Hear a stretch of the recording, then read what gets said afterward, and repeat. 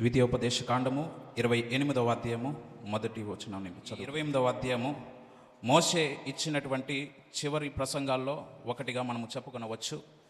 అయితే ఇది మోయాబు దేశపు ప్రదేశాల్లో మోషే ఇశ్రాయేలు ప్రజలకు ఇచ్చినటువంటి నియమాలు నిబంధనలు ఏవైతే ప్రభు యొద్ద నుండి పొందుకున్నాడో అవన్నీ కూడా ఒకసారి ప్రజలందరికీ గుర్తు చేస్తూ స్మరింపజేసేటువంటి సందేశముగా ఈ యొక్క 28వ అధ్యాయాన్ని మనము దాని గురించి మనం చెప్పుకొనవచ్చు. నీ దేవుడైన యెహోవా మాట శ్రద్ధగా విని నేను నీకు ఆజ్ఞాపించుచున్న ఆయన ఆజ్ఞలన్నిటినీ అనుసరించి నడుచుకుని ఎడల నీ దేవుడైన యెహోవా భూమి మీద ఉన్న సమస్త జనముల కంటే నిన్ను హెచ్చించును. ఇది దేవుడు మోషేతో చేసుకున్నటువంటి, అనగా ఇశ్రాయేలు ప్రజలతో చేసుకున్నటువంటి నిబంధనగా మనం చెప్పుకొనవచ్చు. వారికే కాదు, ఇది మనకి కూడా వర్తిస్తుంది. గనుక ఇశ్రాయేలు ప్రజలకు దేవుని యొక్క నిబంధన, అనగా మోషేకు దేవుడు చేసినటువంటి నిబంధన, ఒక కవెనెంట్ని దేవుని యొక్క దృష్టిలో మోషే నెరవేర్చిన వాడిగా మనం చూడవచ్చు. అనగా ఆయన ఆజ్ఞలన్నిటినీ అనుసరించి నడుచుకొని ఎడల, ఏవి ఆయన ఆజ్ఞలు? మనం ఎవరిని ఆరాధించాలో, వేటిని ఆరాధించకూడదో, లేకపోతే మనం ఎవరిని స్తుతించాలో, మన జీవితం ఎవరి కొరకు జీవించాలో, లేకపోతే మనం ఏ క్రమం చెప్పున మనం నడుచుకోవాలో, లేకపోతే మన పునాది ఎవరి మీద ఉండాలో, లేకపోతే మనం జీవించే జీవితము ఎవరి కోసం జీవిస్తున్నామో ఆ జీవితం ఏదైతే ఉందో, అనగా ఆయన ఆజ్ఞలన్నిటినీ అనుసరించి ఆయన ఏమైతే ఆజ్ఞలు మనకు ఆయన ప్రకటన చేశారో ప్రతి ఒక్క ఆజ్ఞను ఏది తప్పకుండా ప్రతి ఒక్క ఆజ్ఞను అనుసరించి నడుచుకుని ఎడల నీ దేవుడైన యెహోవా భూమి మీద ఉన్న సమస్త జనముల కంటే నిన్ను హెచ్చించునని మోషేకు దేవుడి వాక్య భాగాన్ని, అనగా ఈ నిబంధనను చేసినట్లుగా మనం ఈరోజు జ్ఞాపకం చేసుకుంటున్నాం. అయితే ఇశ్రాయేలు ప్రజలు గురించి మనకందరికీ తెలిసిందే. వారు ఎన్ని రోజులు ప్రయాణం చేశారండి? ఎన్ని రోజులు ప్రయాణం చేశారు ఇశ్రాయేలు ప్రజలు? 40 సంవత్సరాలు. అయితే 40 సంవత్సరాలు వారు ప్రయాణిస్తుండగా వారికి మధ్యలో ఎన్నో అరణ్యములు ఎదురయ్యాయి, ఎన్నో ఎడారులు వారికి ఎదురయ్యాయి. కానీ వాటన్నిటిని దాటుకుని కూడా దేవుని యొక్క సహాయం చేత చివరి యొక్క గమ్యస్థానం వరకు చేరుకొనడానికి దేవుని యొక్క శక్తి వారికి సహాయపడింది. అయితే ఇశ్రాయేలు ప్రజలు 40 సంవత్సరములుగా వారు అరణ్యంలో ప్రయాణిస్తూ ఎప్పుడైతే వారు కానాను ప్రదేశానికి ప్రవేశించబోతున్నారో ఆ సమయంలో దేవుడు వారికి జ్ఞాపకం చేస్తున్నటువంటి మాటలు ఈ యొక్క 28వ అధ్యాయంగా మనం చెప్పుకొనవచ్చు. అయితే ఏంటి ఆ ఆజ్ఞలు అంటే, అనగా 2వ వచనాన్ని మనం చదువుకుందాం. నీవు నీ దేవుడైన యెహోవా మాట వినిన ఎడల ఈ దీవెనలన్నీ నీ మీదికి వచ్చి నీకు ప్రాప్తించును. నీ దేవుడైన యెహోవా మాట వినిన ఎడల, అనగా ఆయన ఆజ్ఞలన్నిటినీ అనుసరించి నడుచుకోవడమే కాక యెహోవా మాట మనం వినిన ఎడల, అనగా ఈ దీవెనలన్నీ నీ మీదికి వచ్చును అని దేవుడు వారికి సెలవిచ్చినట్లుగా మనం చూస్తాం. అనగా దేవుని యొక్క దీవెనలు మన జీవితంలో, మన కుటుంబంలో మనము కలిగి ఉండాలంటే మనము చేయవలసిన పని ఆయన మాటను శ్రద్ధగా వినాలి. ఆయన ఆజ్ఞలను శ్రద్ధగా అనుసరించి ఎవరైతే నడుచుకుంటారో వారి మీదకి ఏమొస్తుందంట? దేవుడు వారిని ఎలా హెచ్చిస్తాడంటే భూమి మీద ఉన్నటువంటి సమస్త జనముల కంటే వారిని హెచ్చించి దేవుడు వారిని గొప్ప చేసినట్లుగా మనం ఈ వాక్యం ద్వారా 3వ వచనం నుండి, నీవు పట్టణములో దీవింపబడదువు, పొలములో దీవింపబడదువు, నీ గర్భఫలము, నీ భూఫలము, నీ పశువుల మందలు, నీ దుక్కిటెద్దులు, నీ గొర్రె మేకల మందలు దీవింపబడును. నీ గంపయు, నీ పిండి పిసుకు, నీ తొట్టెయు దీవింపబడును. నీవు లోపలికి వచ్చినప్పుడు దీవింపబడుదువు, వెలుపలికి వెళ్ళినప్పుడు దీవింపబడుదువు. నీ మీద పడు నీ శత్రువులను యెహోవా నీ ఎదుట హతమగునట్లు చేయును. వారొక త్రోవను నీ మీదికి బయలుదేరి వచ్చి 7 త్రోవల నీ ఎదుట నుండి పారిపోవుదురు. దేవునికి స్తోత్రం. మోషే దేవుని దృష్టిలో శ్రద్ధగా ఆయన మాట వినిన వ్యక్తిగా మనం చూడవచ్చు. అంతే మాత్రం కాకుండా ఆయన ఆజ్ఞలన్నిటినీ అనుసరించిన వ్యక్తిగా మనం మోషేను జ్ఞాపకం చేసుకోవచ్చు. అంతే మాత్రం కాకుండా యెహోవా మాట చొప్పున మోషే జీవించారు. అనగా యెహోవా మాట చొప్పున, ఆయన యొక్క సొంత నిర్ణయాలు కాదు, లేకపోతే వారి కుటుంబం వారికి ఇచ్చినటువంటి సలహా మేరకు కాదు. మోషేకు దేవుని యొక్క మాట చొప్పున దేవుడు ఏ మాట అయితే చెప్పాడో వాని యొక్క ప్రయాణం విషయంలో అయినా, ఆయన తీసుకునే నిర్ణయం విషయంలో అయినా, లేకపోతే వారిని కాపాడవలసిన విషయంలో అయినా, ప్రతి విషయంలో కూడా మోషే ఎవరి మీద ఆధారపడ్డాడంటే దేవుని మీద ఆధారపడ్డాడు. దేవుని మీద ఆధారపడి దేవుని యొక్క ఆజ్ఞల చేత అనగా ఆయనను అనుసరించడం ద్వారా ఆయన కుటుంబంలో ఇటువంటి ఆశీర్వాదాన్ని, ఆయన యొక్క దీవెనలను పొందుకోవడానికి ఆయన కృప చూపించారు. అంతే విధంగా కాకుండా ఆయన పొందుకున్న దీవెనలు ఏమైతే ఉన్నాయో, ఆయన పొందుకున్న ఆశీర్వాదాలు ఏమైతే ఉన్నాయో, ఇప్పుడు ఆ ఆశీర్వాదాలన్నిటినీ అనగా ఇశ్రాయేలు ప్రజలకు జ్ఞాపకం చేస్తున్నట్లుగా, గుర్తు చేస్తున్నట్లుగా మనం ఈ యొక్క వాక్య భాగాల్ని మనం స్పష్టంగా చదవచ్చు. ఆయన మాటను శ్రద్ధగా వినడం సరిపోతుందా? వినడానికి మనం అందరము కూడా ఆయన మాటను వింటాం, కానీ కొంతమంది ఆయన మాటను శ్రద్ధగా వినడానికి కూడా వారి చెవులు సహకరించు. కానీ ఎవరైతే ఆయన మాటను శ్రద్ధగా విని వాటిని అనుసరించాలి, ఆయన ఆజ్ఞాపించిన ప్రతి ఒక్క ఆజ్ఞలను ఎవరైతే అనుసరించి నడుచుకుంటారో, అనుసరించడం ఇది ఎంతో శ్రమతో కూడిన పని. ఆయన ఆజ్ఞలను అంగీకరించడం అంటే, ఆయన ఆజ్ఞలను అనుసరించడం అంటే మొదట మనము ఆయన ఆజ్ఞలు ఏమిటో మనం తెలుసుకోవాలి. ఆయన ఆజ్ఞలు ఏంటో మనకు తెలిసినప్పుడే ఆ యొక్క ఆజ్ఞలకు మనం లోబడడానికి, ఆ యొక్క ఆజ్ఞలను అనుసరించడానికి మన హృదయము సహకరిస్తుంది. ఒకవేళ మన హృదయము సహకరించకపోతే, అనగా ఆ విధంగా మనం తీర్మానం చేసుకుని ఆయన యొక్క ఆజ్ఞల కోసం మనం ఎదురు చూస్తుంటే, మనము మొదట ఆయన ఆజ్ఞల గురించి మనం తెలుసుకోవాలి. ఆయన ఆజ్ఞల గురించి మనం తెలుసుకున్న తర్వాత మనము చేయవలసిన పని ఆయన యొక్క ఆజ్ఞలను అనుసరించి నడుచుకోవాలి. అనగా ఆయన ఏమైతే ఆజ్ఞాపించారో ఆ ప్రత్యేక ఆజ్ఞలను మన అనుసరణలో పెడితే, ఆ అనుసరణలో పెట్టినప్పుడు జీవితము దేవుడు ఒక ప్రత్యేకమైన జీవితముగా మార్చబడుతుంది. మోషే జీవితము కూడా దేవుడు అలా ప్రత్యేకపరిచాడు. ఇశ్రాయేలు ప్రజలందరి యొక్క దృష్టిలో మోషేని దేవుడు ఏం చేశాడు? ప్రత్యేకపరిచాడు. ఒక ఉన్నతమైన స్థానానికి మోషేను దేవుడు హెచ్చించాడు. ఆ విధంగా మోషే దేవుని దృష్టిలో హెచ్చింపబడ్డాడంటే, మోషే ఏదో దేవుడు ఎన్నుకున్న వ్యక్తి కాదు. అనగా మోషేకు ఏదో బ్యాక్గ్రౌండ్ ఉందనో, లేకపోతే మోషేకి ఏదో పలుకుబడి ఉందనో ఆ విధంగా జరగలేదు. కానీ మోషే దేవుని దృష్టిలో యథార్థముగా, నమ్మకముగా, విధేయత కలిగి జీవించినందుకే మోషేకు అటువంటి దీవెనలను ఆ విధముగా దేవుడు హెచ్చించినట్లు మనం చూస్తాం.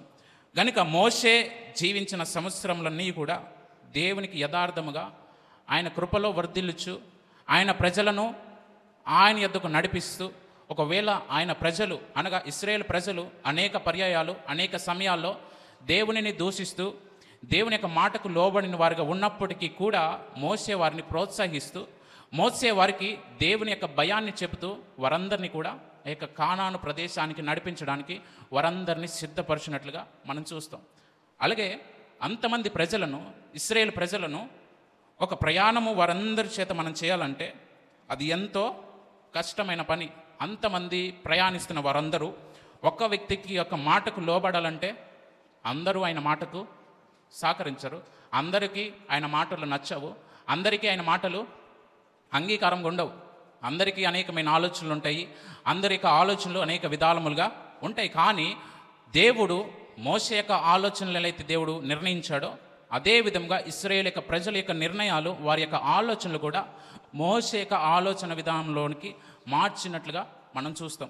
గనుక దేవుడు ఎంత క్రమముగా ఉంటేనే ఈ దీవెనలన్నీ వారందరికీ దేవుడు దయచేస్తానని ఆయన వాక్యం సెలవిస్తుంది. ఆయన దీవెనలు మన జీవితంలో కలిగి ఉండాలంటే, మన యొక్క జీవితంలో ఈ యొక్క ఆశీర్వాదాలు పొందుకోవాలంటే, మనము దేవుడు యొక్క స్వరాన్ని విని, అనగా దేవుని సన్నిధికి వస్తూ వెళ్తూ ఉంటే ఎంత మాత్రము కూడా సరిపోదు.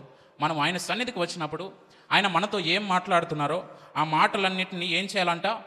అనుసరించి నడుచుకోవాలి. అనుసరించి నడుచుకున్నప్పుడే మనం ఏ ఆసక్తితో దేవుని సన్నిధికి వస్తున్నామో, ఏ ఆశతో దేవుని యొక్క మాటలను మనం అనుసరిస్తున్నామో, ఆ ప్రతి ఒక్క మాటలు వెనుక దేవుడు ఏమి దాచిస్తాడంట? ఆయన యొక్క దీవెనలన్నిటినీ దాచి ఉంచుతానని దేవుని సెలవిస్తుంది. గనుక నీవు పట్టణంలో దీవించబడతావు. పట్టణంలో దీవించబడితే ఏంటి మనకు వచ్చే ఉపయోగం అని మనం అనుకుంటే, మొదటగా ఆయన నామము మహిమపరచబడుతుంది. పట్టణంలో అంటే మొదటగా మనం చూసుకున్నట్లయితే మన యొక్క కుటుంబంలో అని మనం చెప్పుకునవచ్చు. మొదటగా దేవుడు మనల్ని మన కుటుంబంలో దీవించజేస్తాడు. మన కుటుంబం అందరి ఎదుట, మన బంధువులందరి ఎదుట దేవుని యొక్క నామము మహిమపరచబడే విధముగా దేవుడు మనల్ని అందరి ఎదుట హెచ్చించినట్లుగా మనము జ్ఞాపకం చేసుకోవచ్చు. అదేవిధంగా పొలంలో కూడా దీవించబడుతూ మనం చేసే పని, మనం కష్టపడే ప్రతి ఒక్క కష్టం వెనుక, లేకపోతే మనం ప్రయాసపడుతున్న ప్రతి ఒక్క ప్రయాస వెనుక, లేకపోతే మనం చేస్తున్న ప్రతి ఒక్క ప్రయత్నములన్నిటి వెనుక దేవుని యొక్క దీవెనలు కలిగి ఉంటాయని ఆయన వాక్యము సెలవిస్తుంది. గనుక ఈ మాటలన్నీ, ఈ దీవెనలన్నీ మన జీవితంలో మనం అనుభవించాలంటే కేవలము మొదటగా ఆయన జ్ఞాపకం చేసినటువంటి మొదటి వచనంలో ఉన్న దానిని మనం అనుసరిస్తేనే దాని కింద ఉన్నటువంటి దీవెనలన్నిటికీ మనము అర్హులముగా దేవుడు మనల్ని చేస్తాడు. కనుక ఈ విధంగా మనం చెప్పుకుంటూ అలా వెళ్తూ ఉంటే ఈ 14వ వచనం వరకు కూడా ప్రతి మాట దీవెనలుగా దేవుడు ప్రకటించినట్లుగా మనం చూస్తాం. కనుక దేవుని యొక్క విధేయతకు, అనగా దేవుని యొక్క విధేయతకు ఎప్పుడైతే మనం లోబడతామో దేవుడు మన విధేయత కొరకు ఎదురు చూస్తున్నటువంటి దేవుడు. గనుక మోషే కూడా ఆ విధముగా దేవుని దృష్టిలో విధేయత కలిగి జీవించినందుకే ఈ దీవెనలన్నీ మోషేకు దేవుడు దయచేశాడు. కానీ అతడు ఎటువంటి సొంత నిర్ణయాలు తీసుకోలేదు, ఎవరి మీద ఆధారపడలేదు, కానీ కేవలము దేవుని యొక్క విధేయతకు మాత్రమే లోబడిన వ్యక్తిగా మనం చూస్తాం. అలాగే మనము యోహాను సువార్త 14వ అధ్యాయము 15వ వచనం మనం చదివినట్లయితే, ఆయనను ప్రేమించే వారందరూ కూడా ఆయన ఆజ్ఞలను గైకొంటారని ఆయన వాక్యం మనకు తెలియజేస్తుంది. అనగా మనం ఒకవేళ ఆయన ప్రేమిస్తూ ఆయన యొక్క ఆజ్ఞలను మనము అనుసరించట్లేదంటే అది నిజమైన ప్రేమ కాదు. నిజముగా ఆయనను ప్రేమించేవారు, అనగా హృదయపూర్వకముగా ఆయనను ప్రేమించేవారు ఏం చేస్తారంట? ఆయన యొక్క ఆజ్ఞలను గైకొంటారు. ఆయన యొక్క ఆజ్ఞలను మనం గైకొనాలంటే మొదట మనము ఆయన పట్ల ప్రేమ కలిగి ఉండాలి. ఆయన యందు మనం ఎప్పుడైతే ప్రేమను కలిగి ఉంటామో ఆ ప్రేమను బట్టే మన హృదయంలో ఆయన ఆ యొక్క ఆజ్ఞలను అనుసరించడానికి మన హృదయం అనేది సహకరిస్తుంది. మన హృదయంలో ప్రేమ లేకపోతే మనము ఎటువంటి వ్యక్తులతో కూడా మంచిగా మాట్లాడలేము. మన హృదయంలో ప్రేమ అనేది లేకపోతే ఎవరితో కూడా ప్రేమగా కలిసి మనం మాట్లాడలేము. అదేవిధంగా మన జీవితంలో దేవుని పట్ల ప్రేమ లేకపోతే ఆయన యొక్క ఆజ్ఞలకు ఎంత మాత్రము కూడా లోబడలేము. కనుక ఆయన ఆజ్ఞలకు మనం లోబడాలంటే ఆయన యందు మనము ప్రేమ కలిగి ప్రేమించే వారంగా మనం ఉండాలి. ఆయనను ప్రేమించే వారందరూ కూడా ఆయన యొక్క ఆజ్ఞలను గైకొంటారు. కనుక మనము మొదటగా ఆయనను ప్రేమిస్తూ ఆయన ఆజ్ఞలను గైకొనగలిగితే మనము దేవుడు ఏ విధంగా అయితే మనల్ని హెచ్చించాలని ఆయన మన కొరకు నిర్ణయించాడో ఆ ప్రతి ఒక్క దీవెన వెనుక మన యొక్క విధేయత అనేది దాగి ఉండాలి. మనము పొందుకునే ఆశీర్వాదం వెనుక మన శ్రమ ఎప్పుడైతే ఉంటుందో, అనగా మన భక్తికి ఆధారంగా ఉన్నప్పుడు దాని వెనుక విధేయత అనేది చాలా అవసరం. కనుక మన జీవితంలో దీవెనలేవి కూడా ఉచితముగా రావు. ఈ లోకములైనా మనం ఏమి పొందుకోవాలన్నా దానికంటూ కొంత వెలను మనం చెల్లిస్తేనే మనం ఏ వస్తువునైనా పొందుకుంటాం. ఎవరి దగ్గరనైనా ప్రేమను పొందుకోవాలంటే మనం మొదట వారికి ప్రేమను అనేది వారికి చూపించాలి. వారికి మనం ప్రేమను చూపిస్తేనే వారి యొద్ద నుండి మనము ప్రేమను అనేది పొందుకుంటాము. ఈ లోకంలో మనం ఏదైనా ధనాన్ని చెల్లిస్తేనే మనకు కావలసిన వస్తువైనా, వాహనమైన, ఎటువంటి పదార్థమైనా దానిని మనము ధనము ద్వారా మనము పొందుకుంటాము. దేవుని యొద్ద నుండి మనం దీవెనలు పొందుకోవాలంటే ఏం చేయాలి? మన హృదయాన్ని ఆయనకి సమర్పించాలి. ఈ లోకంలో మనము ధనాన్ని సమర్పిస్తున్నాము, ఈ లోకములో మన ప్రేమను సమర్పిస్తున్నాము, ఈ లోకములో మనము కష్టపడడానికి, అనగా మనము సంపాదించడానికి మన యొక్క శ్రమను మనం ఖర్చు పెడుతున్నాం. కానీ దేవుని యందు మనము దీవెనలు పొందుకోవాలంటే మన శ్రమ, మన యొక్క విధేయత, మన హృదయం అనేది ఎంతో ఆయనకి అవసరమైనది. కనుక ఆయనను ప్రేమించే వారందరూ కూడా ఆయన యొక్క ఆజ్ఞలను గైకొంటారు. కనుక మనమందరము ఎలా ఉండాలి? ఆయనను ప్రేమించేవారంగా. ఆయనను ప్రేమించేవారంటే కేవలం ఆయనకు ప్రార్థన చేస్తే సరిపోతుందా? దేవుని యొక్క వాక్యాన్ని చదివితే సరిపోతుందా? దేవుని యొక్క సన్నిధికి వస్తే సరిపోతుందా? ఎంత మాత్రము కూడా సరిపోదు. ఆయనను ప్రేమించే వారంగా మనం ఉన్నామంటే ఆయన చెప్తున్న ప్రతి ఒక్క మాటకు లోబడమే ఆయనను ప్రేమించడం. ఇలా మనం చెప్పుకుంటూ వెళ్తే ఒకటి దానికి ఒకటి ప్రతీది కూడా అటాచ్ అయి ఉంటుంది. ఆయనను ప్రేమించే వారందరూ ఆయన ఆజ్ఞలను గైకుంటారు. ఆయన ఆజ్ఞలను మనం గనుక్కోనాలంటే మొదట మనము ఆయనను ప్రేమించే వారంగా ఉండాలి. గనుక ఆ విధంగా ఎవరైతే ప్రేమిస్తారో వారి జీవితాల్లో దేవుని యొక్క దీవెనలు వారు పొందుకుంటారు. అంతే మాత్రము కాకుండా దేవుడు వారిని ఎలా దీవిస్తాడంట? భూజనములందరికంటే మాట మనం శ్రద్ధగా వినాలి. కనుక ఆయన మాటను శ్రద్ధగా వింటేనే ఈ దీవెనలన్నీ మన జీవితంలో ప్రాప్తిస్తాయి. మొదటగా దేవుడు యొక్క దీవెనలు, అనగా దేవుడు మోషేకు జ్ఞాపకం చేసినటువంటి ప్రతి ఒక్క దీవెనలు మొదటగా మనం చూస్తాం. అయితే 15వ వచనం నుండి మనం చదివినట్లయితే, నేను నీకు ఆజ్ఞాపించు ఆయన సమస్తమైన ఆజ్ఞలను, కట్టడలను నీవు అనుసరించి నడుచుకొనవలెనని నీ దేవుడైన యెహోవా సెలవిచ్చిన మాట వినని ఎడల ఈ శాపములన్నీ నీకు సంభవించును. దేవునికి స్తోత్రం, హల్లెలూయా. ఆయన మాటను అనుసరించి, అనగా ఆయన ఏమైతే సెలవిచ్చారో, ఆయన ఏమైతే మనకు ఆజ్ఞాపించారో, ఆయన ఆజ్ఞాపించిన ప్రతి ఒక్క మాట వినని ఎడల ఈ శాపములన్నీ మన మీదకి వస్తాయి. శాపములేమి కూడా మన జీవితంలో ఉచితంగా వచ్చేవైతే కాదు. ఆయన మాట ఎవరైతే వినరో, ఆయన మాటలు ఎవరైతే అనుసరించి నడుచుకోరో వారి జీవితంలోనే ఈ యొక్క శాపములన్నీ సంభవిస్తాయని దేవుని వాక్యం సెలవిస్తుంది. అయితే మొదటగా మనము గుర్తించవలసింది, దేవునికి ఎంత మాత్రము మన జీవితంలో మనం శాపాన్ని అనుభవించాలని ఎంత మాత్రము ఆయన ఆశపడే దేవుడైతే కాదు. మనం ఎల్లప్పుడూ కూడా వర్ధిల్లాలని, మనం ఎల్లప్పుడూ కూడా దేవుని యొక్క దీవెనలు పొందుకోవాలని దేవుడు కోరుకుంటాడు. కనుక దేవుని యొక్క దృష్టిలో ఎంత మాత్రము కూడా మనం శాపాన్ని పొందుకునే వారంగా ఉండకూడదు. దేవుడు మనకి మరి ఈ శాపాలని అన్నిటినీ దేవుడి వాక్యంలో రాయబడించాడు కదా. మనం ఇటువంటి శాపాన్ని పొందుకుంటామంటే మనం ఎప్పుడైతే ఆయన మాటలు వినకపోతామో అప్పుడు మాత్రమే ఈ శాపాలు పొందుకుంటామని, అనుభవిస్తామని, సంభవిస్తామని దేవుని వాక్యము స్పష్టంగా రాయబడి ఉంది. కనుక ఏమి ఈ శాపములు అంటే, ఈ శాపములు ఎవరు పొందుకుంటారంటే ఆయన మాట వినని వారు. మరి వినిన వారి జీవితంలో దేవుని యొక్క దీవెనలు, మరి ప్రత్యేకత ఉండాలి కదా. దేవుని యొక్క మాట వినిన వారికి, వినని వారికి ఒక ప్రత్యేకత అనేది ఉండాలి. కనుక ఆ విధంగానే దేవుడు ప్రత్యేకపరిచి మొదటగా దేవుడు వేటిని జ్ఞాపకం చేసినట్లుగా మనం చూస్తున్నాం, ఆయన యొక్క దీవెనలు. ఆయన మొదటగా ఆయన యొక్క దీవెనలు వ్రాయబడి ఉంచారంటే మొదటగా మనము ఏం పొందుకోవాలని ఆయన ఆశిస్తున్నాడు? దీవెనలే కానీ శాపములు మాత్రం కాదు. అనగా ఆయన శాపములు రాయబడి ఉంచాడు కదా. మన జీవితంలో మనం ఏ శాపం వచ్చినా కూడా ఆయనే మనకు కలిగజేశాడని ఆయన మీద ఎంత మాత్రం కూడా నిందను వేసేవారంగా మన జీవితాలు అనేవి ఉండకూడదు. మన శాపములు కానీ, మన మీదకి వచ్చే నిందలు కానీ ప్రతీది కూడా ఎవరు చేసుకున్నవంట? మన ద్వారానే, అనగా మనం చేసిన క్రియల ద్వారానే అవన్నీ కూడా మన జీవితంలో సంభవిస్తున్నవి. కానీ ఆ వెన్నడు కూడా దేవుని యొక్క ప్రేరేపణ అయితే కాదు, దేవుని యొక్క నిర్ణయం అయితే కాదు. కానీ మొదటగా దేవుడు ఒక హెచ్చరికలను మనం పెడితే ఆ హెచ్చరికలను మనం అనుసరించి, అనగా దేవుడు మనకు జ్ఞాపకం చేసినటువంటి దీవెనలకు మనం లోబడాలంటే దాని వెనుకున్నటువంటి పరిణామాలు కూడా దేవుడు తెలియజేస్తేనే ఆయన యొక్క దీవెనలకు మనము లోబడతామని ఆయన ఆలోచిస్తున్నాడు. కనుక ఆయన యొక్క దీవెనలను మనం అనుభవించాలని ఆయన ఆశపడుతున్నాడు. ఆయన యొక్క దీవెనలకు మనం లోబడాలంటే, ఆయన యొక్క దీవెనలు మన జీవితంలో అనుగ్రహించబడాలంటే దాని వెనుక, అనగా అవి ఒకవేళ మనం పాటించకపోతే, ఒకవేళ ఆయన మాట మనం అనుసరించకపోతే మనకు సంభవించేవి కూడా దేవుడు జ్ఞాపకం చేస్తున్నాడే తప్ప వాటి ద్వారా మనం శాపాన్ని పొందుకోవాలని అయితే కాదు. గనుక మనం ఎప్పుడైతే ఆయనను భయభక్తులతో, అనగా భయముతో ఎప్పుడైతే దేవునికి మనం భక్తి చేస్తామో, మన హృదయాన్ని మనం ఎప్పుడైతే శ్రద్ధగా మనం కాపాడుకుంటామో, మనం ఎన్నడూ కూడా సాతాను యొక్క చేతిలో నుండి మోసపోకుండా మన హృదయాన్ని ఎప్పుడైతే మనం భద్రపరుచుకుంటామో అప్పుడే మనము ఆయన యొక్క ఆజ్ఞలను అనుసరించడానికి మన హృదయం అనేది, మన జీవితం అనేది సహాయపడుతుంది. దేవుని యొక్క కృప అనేది మన జీవితంలో కలుగుతుంది. కనుక ఆయన మాటలను అనుసరించే ప్రతి వారికి కూడా దేవుని యొక్క దీవెనలు కలుగుతాయి.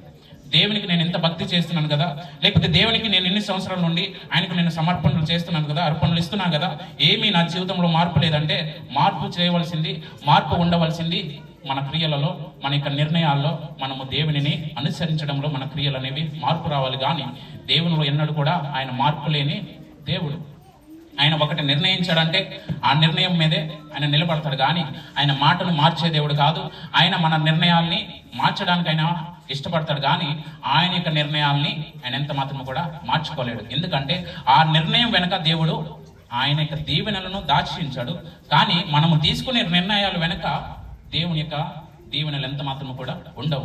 మన సొంత నిర్ణయాలు తీసుకుని దేవుని యొక్క మహిమను, దేవుని యొక్క దీవెనలను నేను అనుభవిస్తున్నానంటే అది మనం పడుచున్న భ్రమ మాత్రమే. కనుక దేవుని యొక్క దృష్టిలో మనము నమ్మకస్తులుగా, మోషే ఎటువంటి యథార్థత కలిగి, విధేయత కలిగి ఇశ్రాయేలు ప్రజలందరినీ ఒక నాయకుడిగా దేవుడు ఏ విధంగా అయితే, అనగా ఏ ఉద్దేశంతో అయితే మోషేని దేవుడు ఎన్నుకున్నాడో ఆ ఉద్దేశాన్ని నెరవేర్చి ఇశ్రాయేలు ప్రజలందరినీ ఒక స్థానంలో నిలబెట్టి ఒక మార్గంలో వారందరినీ కూడా ఏర్పరిచిన విధముగానే మన జీవితాలు ఆ విధంగా ఉండగలిగితే, అనగా దేవుని యొక్క మాటకు విధేయత కలిగి లోబడగలిగితే దేవుని యొక్క దీవెనలు కూడా మన మీదకి ప్రాప్తిస్తాయని దేవుడు సెలవిచ్చిన రీతిగా మన జీవితంలో ఆ విధంగా ఆయన యొక్క దీవెనలు మన జీవితంలో ఫలించాలంటే, ప్రాప్తించాలంటే, సంభవించాలంటే మనము ఆయన మాటకు లోబడాలి. ఆయన మాటకు లోబడి ప్రతి ఒక్కరిని కూడా ఆయన ఎంత మాత్రం కూడా ఎరగనని ఆయన వాక్యము సెలవిస్తుంది. కనుక ఆయనకు మనం లోబడితే, ఆయన మాటలు మనం అనుసరిస్తే, ఆయన మనకిచ్చిన ప్రతి ఒక్క ఆజ్ఞలను ఏది విడిచిపెట్టకుండా మనకు నచ్చినవి అనుసరించి, మనకు నచ్చినవి విడిచిపెడితే అది ఎంత మాత్రం కూడా ఆయన ఆజ్ఞలను అనుసరించినట్టు కాదు. కనుక మన జీవితాలు మనమే మార్చుకోవాలి. కానీ దేవుడు తానే వచ్చినప్పుడు, లేకపోతే దేవుడు తనకి ఇష్టమైనప్పుడు నా జీవితాన్ని మార్చుకుంటాడులే, లేకపోతే దేవునికి ఇష్టమైన సమయంలో, లేకపోతే ఆయనకి ఇష్టమైనప్పుడు నా జీవితాన్ని మార్చుకుంటాడులే అని మనం అనుకుంటే దేవుడు మనకిచ్చే అవకాశాన్ని తక్కువ చేస్తూ వస్తున్నట్లుగా మనం చూస్తాం. అనగా దేవుడు మనకి ఇంతవరకు ఎన్నో అవకాశాలు ఇస్తూ వచ్చారు, ఎన్నో పరిస్థితుల నుండి మనల్ని విడిపిస్తూ ఇంకనూ ఆయన ఆజ్ఞకు మనం లోబడతామని ఆయన ఇంకా ఎదురు చూస్తున్నాడు. కనుక ఆయన ఆజ్ఞకు ఒకవేళ మనం లోబడకపోతే, ఆయన మాటకు ఒకవేళ మనం లోబడకపోతే ఆయన చేయవలసిన పనులు మన జీవితంలో జరిగే విధంగా ఉంటాయి. అలా మనము యోనా దృష్టిలో, అనగా యోనా విషయంలో మనం జ్ఞాపకం చేసుకున్నట్లయితే, యోనా ఏమనుకున్నాడంట? దేవుడు నిర్ణయించిన స్థలానికి నేను ఎంత మాత్రము కూడా వెళ్ళనని తనకు నిర్ణయాన్ని తీసుకున్నాడు. కానీ దేవునికి ఇష్టమైన పనిని దేవుడు ఏ విధంగా అయినా మారుస్తాడు. దేవుడు చేయాలనుకున్న పనిని దేవుడు ఏ విధంగా అయినా మారుస్తాడు. కనుక అదే విధంగా మనము చాలాసార్లు విన్న వాక్యమే, అందరికీ మనకు తెలిసిన సంఘటనే. దేవుడు ఎలా మార్చుకున్నాడంట యోనాని? ఎలా మార్చాడు? తన యొక్క ప్రయాణాన్ని తారుమారు చేశాడు. యోనా ఒక ప్రదేశానికి వెళ్ళాలనుకుంటే దేవుడు మరొక ప్రదేశానికి దేవుడు పంపించాడు. అక్కడ దేవుని యొక్క ప్రభావము జరుగుతుందని, అక్కడ దేవుని అవసరత ఉన్నదని, లేకపోతే దేవుని ప్రజలు అనగా నశించిపోతున్నారని యోనాకు తెలిసినప్పటికీ కూడా ఆ యొక్క దేశానికి, ఆ యొక్క ప్రదేశానికి యోనా భయపడి ఏం చేశాడు? తన నిర్ణయాన్ని మార్చుకుని దేవుని యొక్క నిర్ణయానికి లోబడకుండా, దేవుని యొక్క మాటకు విధేయత చూపకుండా తన యొక్క మనస్సును తిప్పుకున్నాడు. కానీ దేవుని క్రియ అక్కడ జరిగినట్లుగా చూస్తాం. కనుక ఆ విధంగా, అనగా ఆ సమయం వచ్చే వరకు కూడా మనం వేచి ఉండకూడదు. అనగా మనల్ని దేవుడు పరిశీలిస్తున్నాడు. కనుక మన జీవితము ఆయన నిర్ణయించేంత వరకు కూడా ఉండకూడదు. మన జీవితాన్ని మనము ఆయన యొక్క మాట ద్వారా మనం ఎప్పుడైతే నిర్ణయించుకుంటామో, ఆయన యొక్క ఆజ్ఞలను అనుసరించడం ద్వారా ఎప్పుడైతే మనము ఆయన దృష్టిలో నమ్మకస్తులుగా ఉంటామో, నమ్మకస్తులకు దేవుని యొక్క పని అప్పచెప్పబడుతుంది. అంతే మాత్రం కాకుండా ఎవరైతే ఆయన యందు నమ్మక ఇస్తారో వారందరికీ కూడా ఆయన యొక్క దీవెనలు సంభవిస్తాయని దేవుని ఒక వాక్యము సెలవిస్తుంది. కనుక మొదటిగా మనము విధేయతకు ఎప్పుడైతే మనం లోపడతామో అప్పుడే మనము ఆయన మాట వినడానికి మన యొక్క హృదయం అనేది సహాయపడుతుంది. అంతేకాకుండా దేవుడు మనల్ని ఏ విధంగా సహాయపడతాడంటే, అనగా ఎన్ని విధాలుగా మనల్ని దేవుడు దీవిస్తాడంటే, ఆయన మన పట్టణంలో దీవిస్తాడు, మన పొలంలో దేవుడు ఆశీర్వదిస్తాడు, మన సంతానం అంతటిలో కూడా, మన భూఫలాన్ని అంతటిని కూడా, మన గర్భఫలాన్ని అంతటిని కూడా దేవుడు ఏం చేస్తానని చెప్తున్నాడు? దీవిస్తానని చెప్తున్నారు. మన కుటుంబం దీవించబడాలంటే, మన పట్టణము మనం దీవించబడాలంటే, లేకపోతే మన పొలము మనము దీవించబడాలంటే మనము చేయవలసింది ఆయన ఆజ్ఞలను శ్రద్ధగా అనుసరించి నడుచుకోవాలి. ఏదో మనం అనుసరించాలి కదా, లేకపోతే ఏదో ఆచారంగా మనం దేవుని సన్నిధికి వెళ్ళాలి కదా, ఏదో ఆచారంగా మనం బలలో పాల్గొనాలి కదా అని ఒకవేళ మనం పాల్గొని ఉంటే, లేకపోతే ఆ విధంగా మనం దేవుని సన్నిధికి వస్తూ ఉంటే అదేది కూడా మనల్ని దీవెనలను పొందుకోవడానికి ఎంత మాత్రం కూడా తీసుకుని వెళ్ళదు. కనుక దేవుని యొక్క దీవెనలను పొందుకోవాలంటే ఆయన మాటను శ్రద్ధగా వినాలి, ఆయన యొక్క ఆజ్ఞలను అనుసరించి నడుచుకోవాలి. అంతే మాత్రం కాకుండా ఆయన మాట చొప్పున మన జీవితాలు నడిపించబడాలి. ఆయన మాట చెప్పున ఎప్పుడైతే నడిపించబడతాయో మన జీవితం అనేది ఒక ప్రయాణముగా, అనగా మన ప్రయాణం అనేది సుఖవంతముగా మన జీవితాలు దీవించబడడానికి ఆయన వాక్యం సహాయపడుతుంది. కనుక ఈ విధంగా దేవుడు మనకి ఈరోజు మనకి జ్ఞాపకం చేసిన ఈ వాక్య భాగం, ఈ 28వ వాక్యం అంతట్లో కూడా దేవుని యొక్క దీవెనలు, ఆయన జ్ఞాపకం చేసిన శాపములు కూడా దాగి ఉన్నాయి. నిర్ణయించుకోవాల్సింది మనకి ఏమి కావాలో దేవుడు ప్రతి స్వేచ్ఛను మనకి దేవుడు అనుగ్రహించాడు. మన జీవితంలో మనం ఏమి అనుభవించాలన్నా దేవుడు ఎంత మాత్రము కూడా ఆటంకపరచడు. మనం ఏమి అనుభవించాలన్నా కూడా దేవుడు ప్రతి దానికి అనుమతిస్తాడు. కానీ నిర్ణయం తీసుకోవాల్సింది, మన జీవితాలు మార్చుకోవాల్సింది, మనము దేవుని మాట వినవలసింది, మన హృదయాన్ని మనము కట్టుకోవడానికి, మన జీవితాలు మనము శాపం నుండి దూరంగా వెళ్ళడానికి మాత్రమే దేవుడు ఈ శాపాలన్నిటినీ జ్ఞాపకం చేశాడు తప్ప ఈ శాపాలని మనము అనుభవించాలని, లేకపోతే ఈ శాపములన్నీ మన కుటుంబం మీదకి రావాలని దేవుడు ఎన్నడూ కూడా ఆశించిన దేవుడైతే కాదు.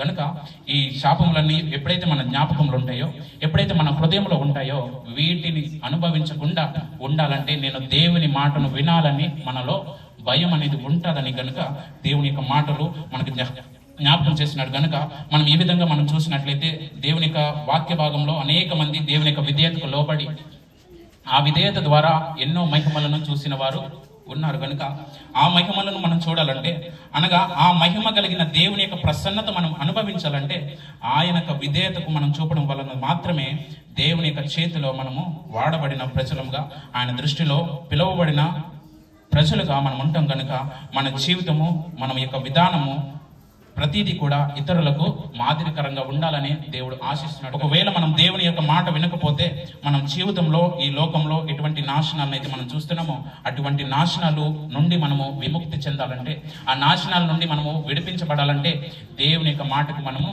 లోబడాలి. దేవుని యొక్క మన జీవితాన్ని ఆయన యొక్క ఆజ్ఞలను అనుసరించడం ద్వారా మనము దీవెనలు పొందుకుంటామో, ఆ దీవెనలు పొందుకున్న మనము దేవుడు సమస్త జనముల కంటే దేవుడు మనల్ని హెచ్చించాలని ఆయన ఆశపడుతున్నాడు కనుక అటువంటి దేవునికి ఇష్టమైన జీవితం మనం జీవించగలిగితే, మనము దేవుని యొక్క మాటను గౌరవించే వారంగా, దేవుని యొక్క విధేయతకు లోబడిన వారంగా దేవుని దృష్టిలో కనబడగలిగితే మనము తీసుకున్న ఏ నిర్ణయం కూడా, మనము జీవించిన ప్రతి ఒక్క జీవితం కూడా దేవుని దృష్టిలో ఆయన జ్ఞాపకం చేసుకుని ఆయన ప్రకటించిన ప్రతి ఒక్క దీవెనను ఏది విడిచిపెట్టకుండా మన జీవితంలో ఆయన అనుగ్రహించడానికి ఆయన సిద్ధంగా ఉన్నాడు కనుక అట్టి కృప పరిశుద్ధుడైన దేవుడు ఈ వాక్యాన్ని ఆయన వినికిలో జ్ఞాపకం దీవించి నడిపించును గాక.